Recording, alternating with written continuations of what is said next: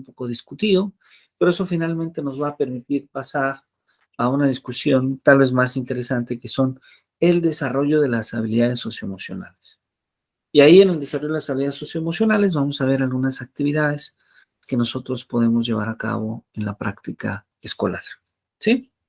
Entonces, bueno, un primer punto de inicio tal vez sea recordar a este gran filósofo griego, Aristóteles. Aristóteles que nos habla de esta conexión tan importante que debe tener la educación. No solamente educar la mente, desde luego educar la mente es importante, pero también es educar, pero también es importante educar el corazón, ¿sí? Eh, Esta muy bonita frase que nos dice: educar la mente sin educar el corazón no es educar en lo absoluto. Y creo que la imagen es muy sugestiva, porque esa imagen lo que tiene es un punto intermedio entre esa mente, ese cerebro que aparece del lado izquierdo, y ese corazón que aparece del lado derecho, ¿sí? Este cerebro que nos habla, que trata de representar esta noción eh, de intelectualidad, de cognitividad que tiene el ser humano, esa capacidad que tenemos para razonar, para pensar. Y del lado derecho lo que nosotros tenemos ahora es un corazón que Aristóteles lo va a asociar un poco más a la percepción, a esa capacidad que tenemos de poder sentir, de poder vivir las emociones. Y si observamos estos dos elementos sobre la tabla, están en un punto de apoyo que queda a la mitad, ¿sí? Queda a la mitad en el sentido de que busca mostrarnos justamente un punto de equilibrio entre la mente y el corazón, ¿sí? Un punto de equilibrio entre la mente y el corazón, que nos habla que, bueno, desde luego, a nuestra comisión es necesario incluir la afección, es necesario incluir las emociones que vivimos cuando construimos el pensamiento, el razonamiento, pero también a esas emociones, a esos sentimientos particularmente, es también necesario agregar un poco de cognición, es decir, de razonamiento, de pensamiento, y ese equilibrio, pues resulta ser bastante sano. Entonces, si recordamos una de las definiciones con las que comenzamos el diplomado, era hablar de qué entendíamos por una emoción. Y ahora que tenemos ya más elementos, que hemos podido estudiar un poquito del trabajo de Piaget, que hemos podido estudiar un poquito sobre el cerebro, pues podríamos decir que de inicio la emoción es una componente muy compleja de la psicología humana, que está conformada por elementos fisiológicos, estos elementos fisiológicos que se expresan de forma intuitiva, pero también de aspectos cognitivos y socioculturales, que pueden ser, debo decirlo, tanto conscientes como inconscientes. ¿Esto qué implica? Pues esto implica que las emociones que llamamos secundarias o las emociones que llamamos como sentimientos, también pueden ser aprendidas, que pueden ser moduladas. ¿Por qué? Por el entorno sociocultural, por la comunidad, por la cultura, por la historia de la comunidad donde nosotros nos desarrollamos. Y son modeladas en un contexto, en un entorno sociocultural, y guardan una relación de pertenencia con el contexto en el que se expresan. Es decir, que en cada cultura hay diferentes maneras de expresar las emociones, ¿sí? Hay diferentes formas de expresar, y es importante mencionar que hay una gran diversidad de maneras. Es decir, las formas de sentir del ser humano no son únicas. ¿Cuál es la principal función que tienen estas emociones? Pues su principal función es poder causar en nuestro organismo esa respuesta adaptativa, esa respuesta que busca adaptarse al medio, que busca adaptarse a la situación que vive la persona. Y esto se da a través de sensaciones que pueden ser de rechazo o de huida, o en su caso también pueden ser de acercamiento y de aceptación. Las emociones entonces las podemos clasificar De hecho, en una clasificación de ellas, en emociones básicas, ¿sí? Estas emociones básicas que son de carácter instintivo, ahí aparece la ira, la alegría, la tristeza, el miedo, el asco, la sorpresa. Y después tenemos emociones secundarias que popularmente llamamos sentimientos, que van a llevar tanto un componente cognitivo como también un componente cultural.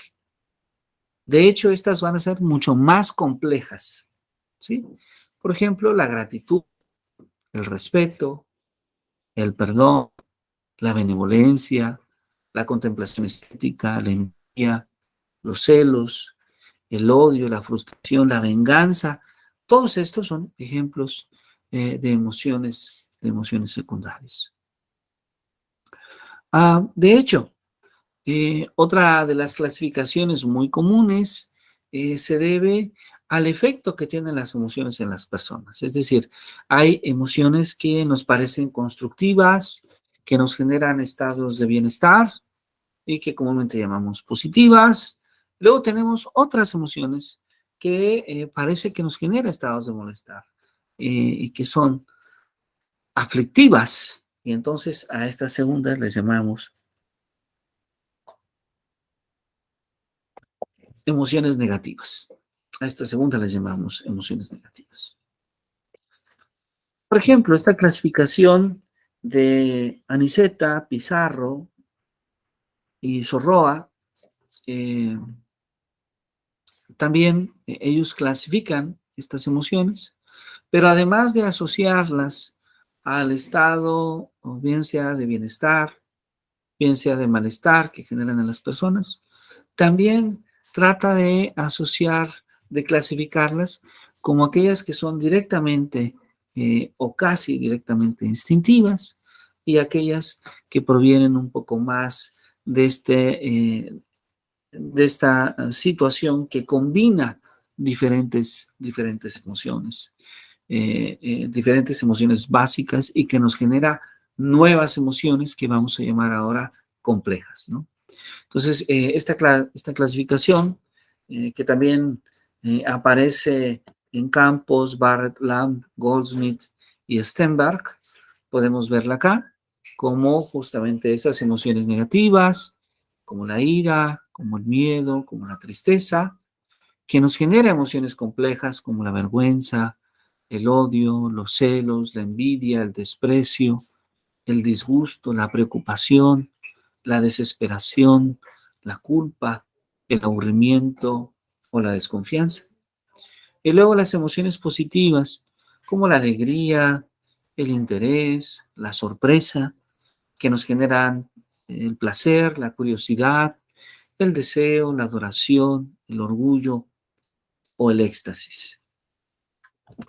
Para la psicóloga Imelda Parra, la emoción es una reacción compleja ante un estímulo externo, algo que puedo ver, algo que puedo escuchar, o en su caso, interno, como puede ser el pensamiento, como puede ser el recuerdo.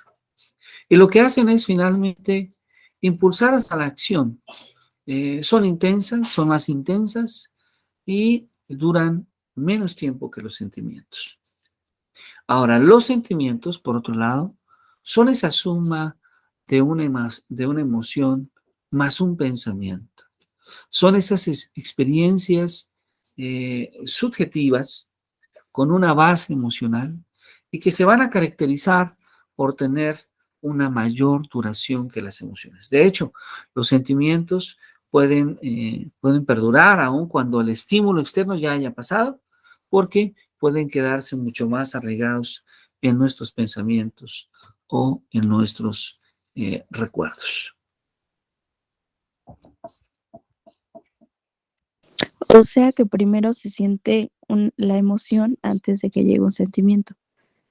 Así es, así es. De hecho, podríamos decir que si pensamos en los niños pequeños, yo creo Ajá, que todos hemos visto esa expresión, por ejemplo, cuando el niño de repente, eh, eh, no sé, se pone triste, ajá, pero esa ujú, tristeza pasa rápido, ¿no? Alguien sí, eh, que ha leído seguramente Rafael Vizquerra o que ha tenido mucha experiencia, pasa una paleta por él, toma la paleta y se contenta. Ujú. Entonces, podríamos decir que esa tristeza rápida, pasajera, pues es una emoción, es simplemente una emoción. Sin embargo, podemos ver cómo otros niños toman la paleta, la chupan, parece que se alegran y de repente empiezan otra vez a llorar y otra vez a llorar y otra vez a llorar. Y entonces muchas veces las madres de familia, las abuelitas dicen, ya le dio sentimiento. No sé si ha Sí, escuchado esa frase en ese contexto ajá, que comento. Y en efecto, ese es un sentimiento, es decir, ya pasó el efecto de la emoción, pero ahí se queda el sentimiento. Entonces, el sentimiento es algo que va a permanecer mucho más tiempo que la emoción. De hecho, ese sentimiento puede perdurar no solo unos minutos, sino que puede prolongarse por horas en el sentir de la persona. Sí. muy bien. ¿Sí? Bueno, ahora, para Cristina Salgado, las emociones son ciertas sensaciones que experimentan los seres humanos. Hay en las cuales la experiencia puede ser vivida como algo real, también como algo imaginario, y podríamos decir que tiene una influencia amplia en la forma que vivimos. Ya Cristina Salgado nos está hablando de cómo esta parte emocional no necesariamente es real. Recordemos que es perceptiva. Entonces, yo puedo ver a una persona y al observarla puedo creer que me sonríe o creer que está enojada conmigo, pero no necesariamente es lo que esa persona vive, porque lo que yo observo ya, yo únicamente logro percibir ciertos aspectos de las emociones que vive esa persona. Tendría que poder conocer a esa persona a mayor profundidad para poder identificar cada uno de sus gestos. Yo le llamo sus gestos emocionales, es decir. Y bueno, aún así, conociendo a esa persona de mucho tiempo, no necesariamente esa interpretación que tengamos de ella es como realmente se siente. En muchas ocasiones hemos escuchado cómo personas eh, logran sonreír cuando enfrentan situaciones complejas. Y entonces esa aparente sonrisa no siempre refleja realmente cómo se encuentra la persona, como también esa otra ah, aparente tristeza o ese ironismo inclusive. Puede parecer que una persona está triste cuando realmente no siempre está profundamente triste. Entonces, sí, las emociones son percepciones en este sentido y generan una influencia importante por lo que nosotros entendemos como realidad.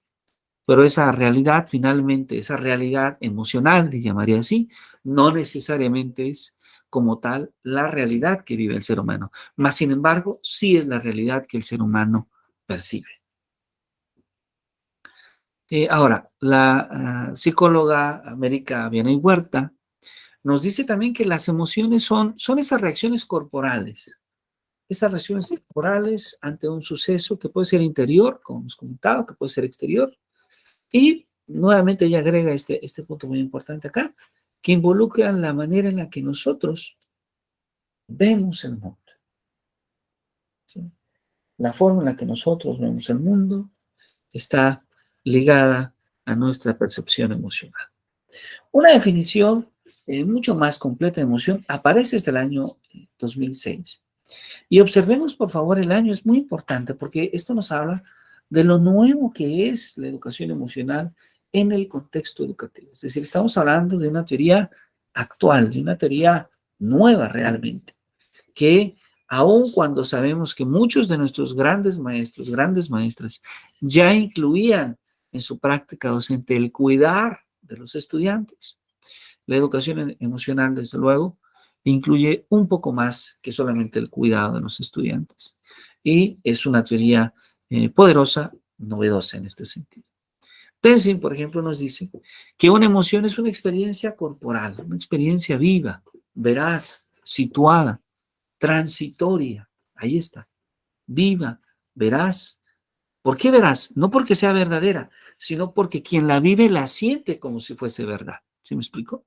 Ya. Siente esa situación, esa experiencia que es viva, que es veraz, que está situada en un determinado contexto, que es transitoria, es un momento, que va a impregnar el flujo de la conciencia de esa persona. Es decir, en ese momento va a asumir que la realidad que vive es la realidad que le proporciona esta, esta realidad emocional y que es percibida en el interior de y recorriendo el cuerpo, ¿sí? Porque también las emociones nos hacen sentir en el cuerpo y que durante el transcurso de esa vivencia sume a la persona y a sus acompañantes en una realidad nueva y transformadora.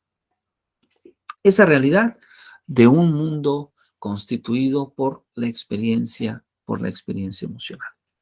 Ahora, a través de las emociones, ¿qué hacemos? Pues a través de las emociones nosotros vamos construyendo una imagen parcial de la realidad. Esa imagen parcial de la realidad, que es lo que nosotros comúnmente vamos a llamar, vamos a llamar nuestra realidad. Y bueno, ahí tenemos esta bonita imagen de Platón. Y tal vez Platón es un buen ejemplo para hablar de la realidad, porque recordemos que Platón, cuando se refiere a la realidad, habla de la realidad en diferentes niveles. Y uno de sus niveles, el nivel más alto, es aquel en donde la realidad no es, o dicho de otra manera, donde el mundo no es el mundo en el que vivimos, sino es un mundo imaginario, es un mundo de ideas. En este sentido, podríamos decir que algo así sucede con las emociones. Cuando las emociones están ligadas a nuestra realidad, eh, son nos dan un panorama de lo que realmente vivimos. Pero cuando nuestras emociones están ligadas únicamente a ese mundo de ideas que no necesariamente está ligada a nuestra realidad, puede inclusive, por una parte, inclusive obstruir la manera en la cual nosotros entendemos la realidad que vivimos. ¿Cuál es el impacto que tienen las emociones? Pues bueno, hemos ya hablado un poquito de ello, hemos hablado que las emociones alteran la atención, la conducta, activan esas redes asociativas entre los actos de aprehensión, entre las representaciones mentales, y le van asociando a la información cierto significado, esa información que nosotros recibimos del medio exterior. Ahora, dicha activación, ¿qué es lo que hace? Pues lo que hace es guiar la construcción de procesos de pensamiento y de uso de la memoria. Y bueno, ahí tenemos a tres de nuestros más grandes maestros que nos han hablado de esta relación que se da entre el aprendizaje y las afecciones. Jean Piaget, Lev Vygotsky, David Ausubel ya han escrito sobre esta temática. Ahora, si recordamos un poquito más los tópicos vistos en las sesiones pasadas, pues podemos decir que en cierta medida los sentimientos son el resultado de las emociones. Son el resultado de las emociones y que los diversos estados emocionales son causados principalmente por la liberación de neurotransmisores. ¿Sí? Hablamos, de hecho, la sesión pasada de ello, de estas biomoléculas que lo que emiten es transmitir información desde una neurona hasta otra neurona, hasta una célula muscular o hasta una glándula, o inclusive hormonas. Hormonas que se van convirtiendo en sentimientos y en expresiones del lenguaje o del cuerpo. Salovey y Mayer definen la emoción de una manera un poco más completa. Define la emoción como un conjunto de metahabilidades que pueden ser aprendidas y que se estructuran en torno a 5 dimensiones.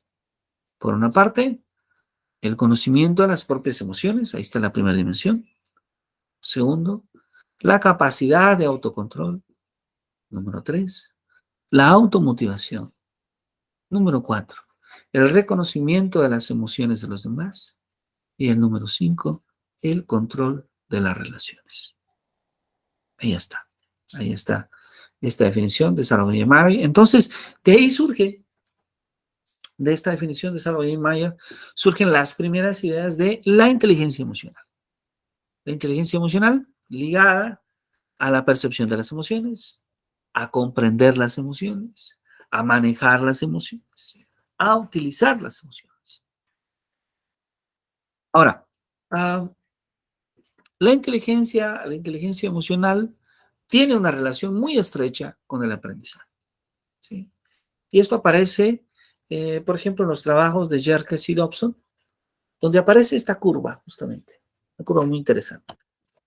Y observemos, por favor, en esta curva cómo cuando nosotros hablamos de que nos encontramos en estados de ánimo bajo, ajá, es decir, cuando nos sentimos cansados, cuando tenemos fatiga, cuando nos sentimos deprimidos, resulta difícil estar atento, resulta difícil estar motivado. Pero también cuando estamos en estados intensos, en estados de exceso, en estados de ira, en estados de excitación, también resulta difícil estar atento y motivado. De hecho, esta es una de las razones por las cuales, hablando de la práctica escolar, los tiempos de atención son muy breves. Porque finalmente, en un estado de sueño, en un estado de aburrimiento, nuestro desempeño en la atención, en la motivación, es bajo. En un estado de estrés, en un estado de cansancio, también es bajo. Y entonces lo que nos queda es que el máximo desempeño, el desempeño óptimo, cuando nos sentimos nosotros atentos y motivados, es simplemente un periodo bastante breve. Y que debo decirlo, es este el periodo en el que nosotros finalmente vamos desarrollando nuestros aprendizajes. Bueno, entonces el desarrollo de las habilidades socioemocionales favorece el desarrollo académico, promueve relaciones armónicas entre los compañeros y disminuye los problemas de conducta y de acoso escolar. Ayudan a mejorar la participación ciudadana y el éxito laboral. Contribuyen a la salud y al bienestar, adaptando mejores estilos de vida saludable y desde luego favoreciendo la salud mental. Bueno, entonces vamos a tomar una idea de esta gran escritora, Talí Charo, que nos habla un poco del optimismo y que tal vez un poco con esta visión comenzamos la sesión del día de hoy, ¿sí? Cuando hablábamos de las situaciones que vivimos, cuando hablábamos de cómo todos los días nos enfrentamos a una gran diversidad de situaciones agradables, pero también situaciones complejas, situaciones que nos ponen a prueba, que ponen a prueba a nuestra persona todos los días. Bueno, nosotros no podemos elegir esas situaciones que vivimos. Algunas sí, algunas situaciones son consecuencia de las elecciones que hemos tomado, pero otras situaciones no dependen de nosotros. Pero ¿qué sí podemos elegir? Lo que nosotros sí podemos elegir es la actitud con la que nosotros afrontamos esas situaciones. Tanto esas situaciones positivas como también esas situaciones negativas. ¿Sí? Entonces, esto es lo que nos dice Talí Charo. Y entonces vamos a hacer una actividad. No sé si hacemos esta actividad. Si no lo hemos hecho, y a usted le parece bien, podemos hacerla. ¿Está usted de acuerdo? Claro que sí, profesor. Entonces, no sé si tengamos allá en casa unas tijeras y si tengamos 3 hojas de colores.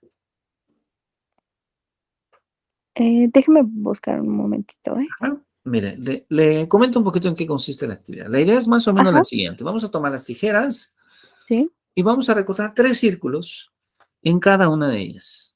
3 círculos de diferentes tamaños. Usted elige Ujú. el tamaño. ¿Ok? ¿Qué vamos a hacer? Pues con el lápiz, con el plumón, vamos a escribir en cada círculo 3 cosas. Un recuerdo que sea importante para usted. Un recuerdo bonito, un recuerdo que le motive. Una persona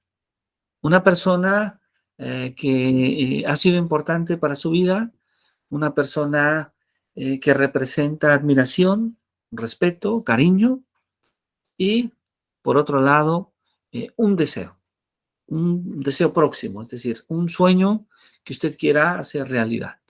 Todo esto, el recuerdo, la persona y el deseo, que nos genere emociones positivas, que nos genere emociones positivas. Entonces, vamos a hacer estos 3 círculos, vamos a escribir ese recuerdo, esa persona y ese deseo.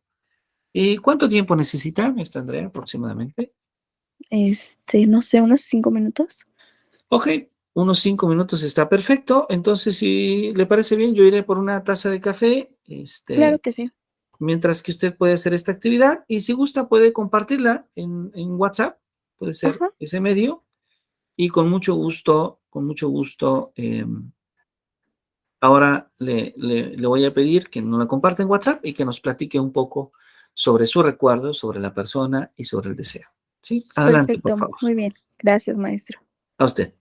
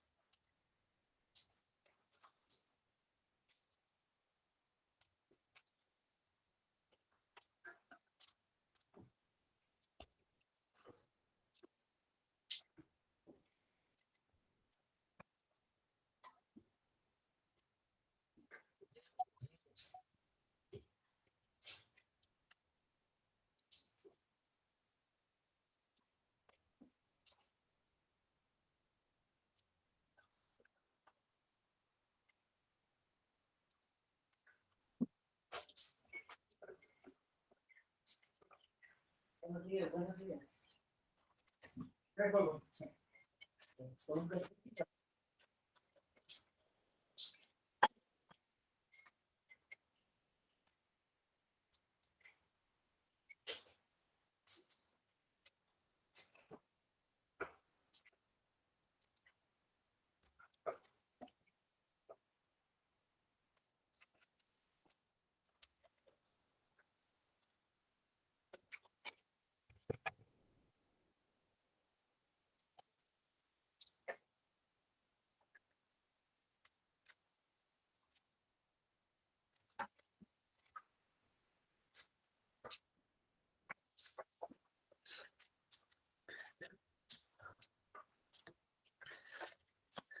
Muy bien, ¿cómo vamos?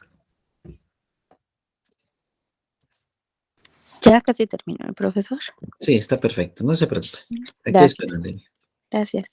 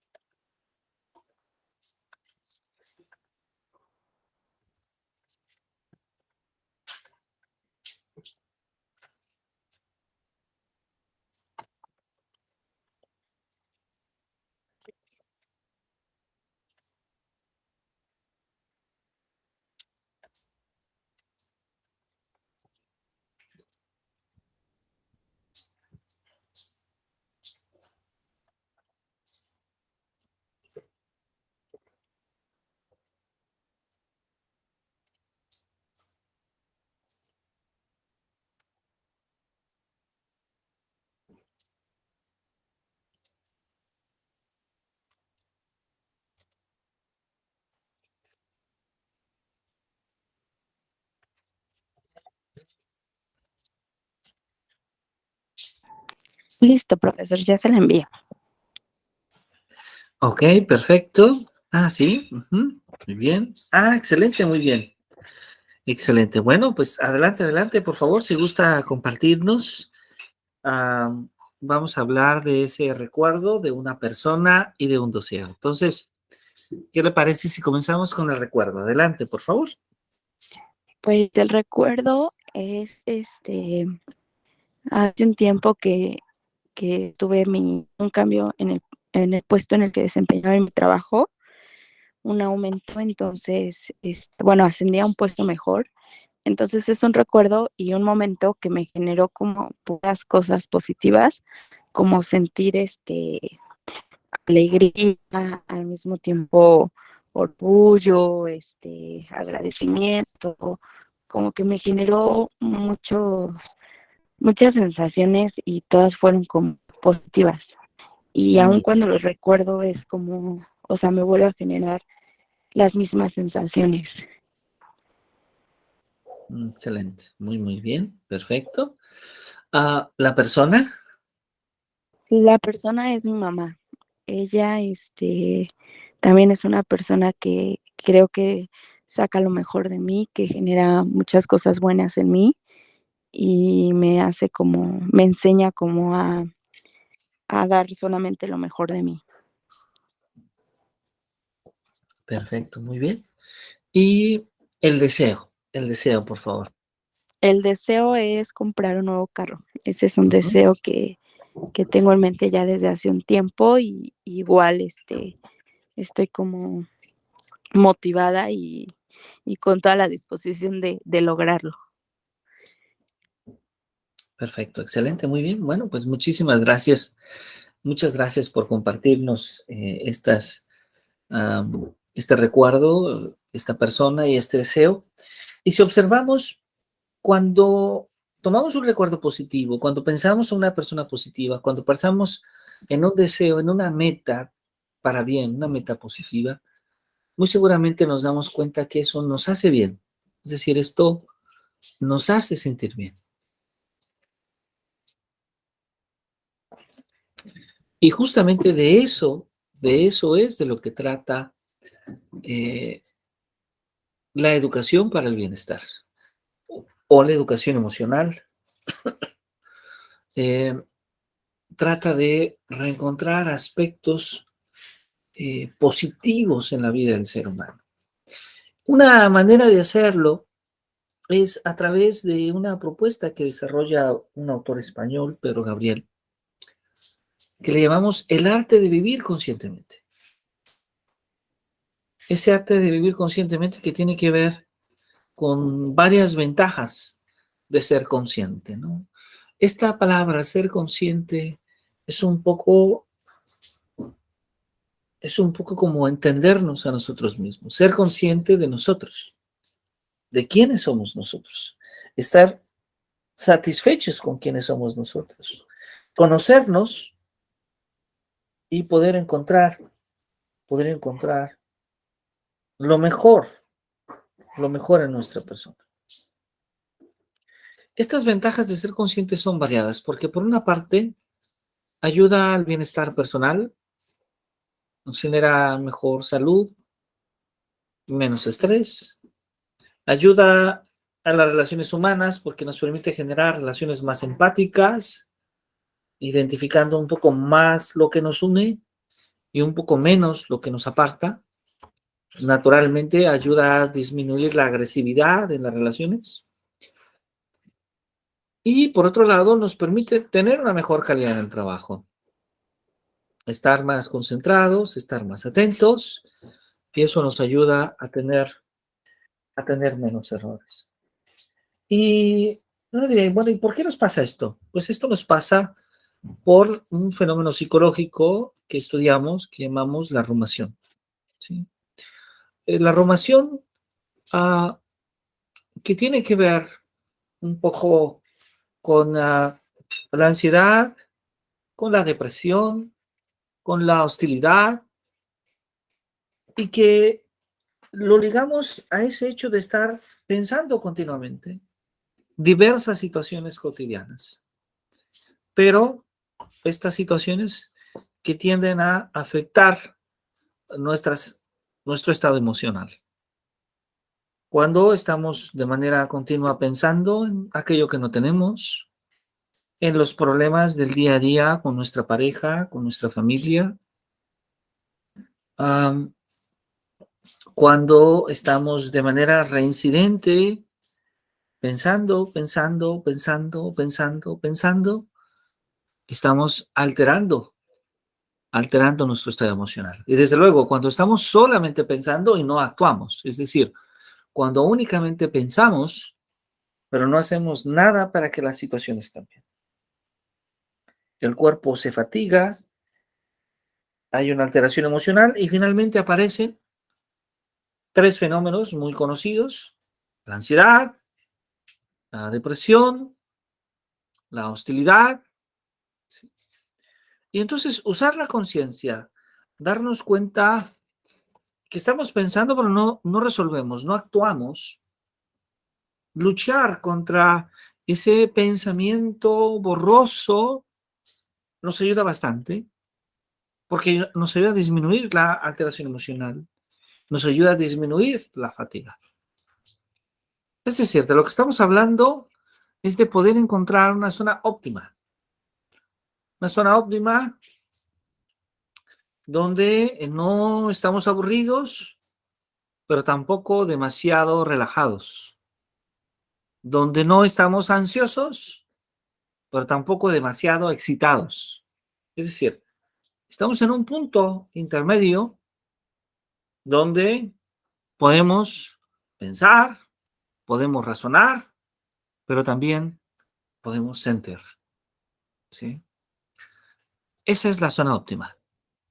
Esa es la zona óptima que acá yo la he dibujado como en el centro, pero que en realidad no es exactamente en el centro, porque podríamos decir, probablemente esta zona óptima está un poco arribita del centro, porque finalmente coincidimos con la idea de Rafael Vizquerra, porque finalmente creo que hace un poco bien, o hace mucho bien, pensar un poco más positivo. Es decir, esta zona óptima a la que estamos haciendo referencia hoy es la zona en la cual nosotros tomamos mejores decisiones. Estamos más tranquilos, estamos más reflexivos, pero también es probablemente la zona donde encontramos la mejor versión de mi persona. Y ese es un aspecto sumamente importante. El poder trabajar en nosotros mismos para poder encontrar cuál es esa zona óptima en nosotros. Y muy seguramente a lo largo de toda nuestra vida podemos identificar ciertos momentos, ciertas etapas de nuestra vida donde nos sentimos más nosotros, donde nos sentimos más exitosos, donde sentimos que fue una etapa importante y hermosa en nuestra vida. Y también seguramente a lo largo de nuestra vida nos identificamos otras etapas donde parece que las cosas no salían bien, donde parece que el trabajo no iba bien o que las relaciones familiares o personales tampoco se daban o no nos sentíamos a nosotros mismos.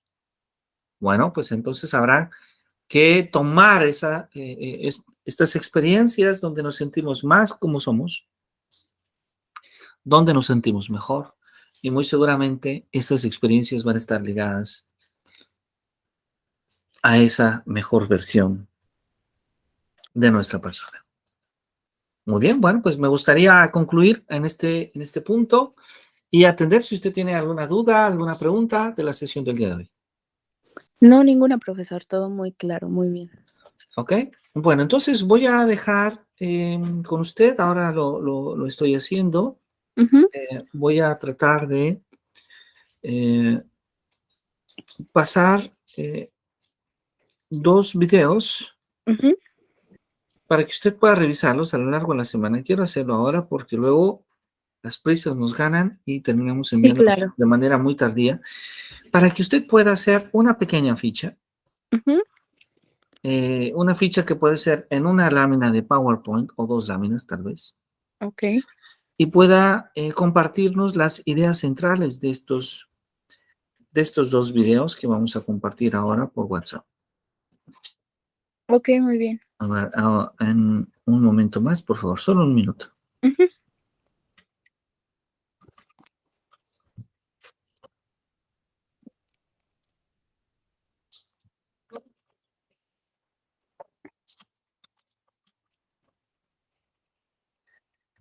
Ujú. La intención es que usted pueda hacer un análisis de ello y podamos comentarlo en nuestra siguiente sesión.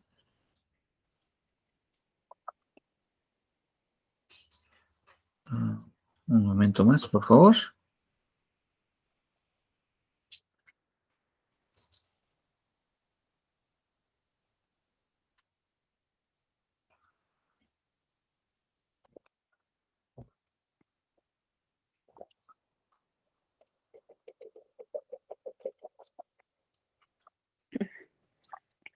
Bien, ya el primero